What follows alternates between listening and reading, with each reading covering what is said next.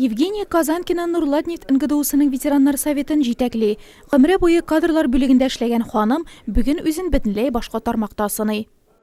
Я еще на лыжах хожу, кроме этого. Моннан тыш мин чаңгыда йөрим, шашка уйныйм. Дус кызым 6 ай элек мине мавыктырды. Кеше арасында булырга, аралашырга, акылны үстерергә кирәк дип әйтте.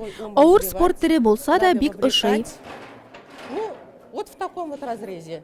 Турнир bir юлы 10 өстәлдә үткәрелде. Шуның 4се шашка яратучылар өчен.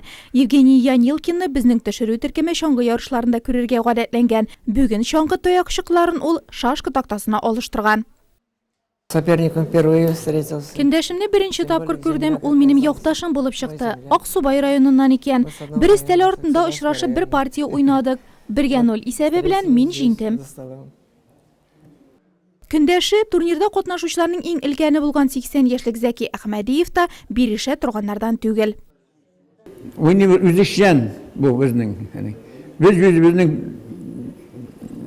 яныбызга теге тынычлык өчен ягышын уйныбыз. Biz publikaga oynamıyoruz da ya. No, biz bir yaratkан oyun şulay oynayız da ya. Rahmet uyuşturucularga, bunda yine uyuşturucu kerek ol. Yaşlarına terbiyelerge.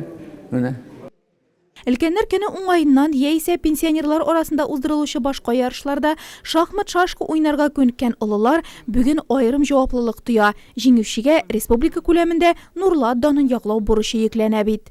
Проводится республиканский 7-й тур. Бу шахмат һәм шашка буенча республика ярышларының 7-нче туры. Беренче этабы бу. 21 февральдә Аксубайда икенче этабы узачак. Анда җиңүчеләр республика ярышларына бара. Бүгенге турнирда катнашучылар күтәренке кәефле булудан тыш мактау кәгазьләре һәм кыйммәтле бүләкләр белән өйләренә таралышты.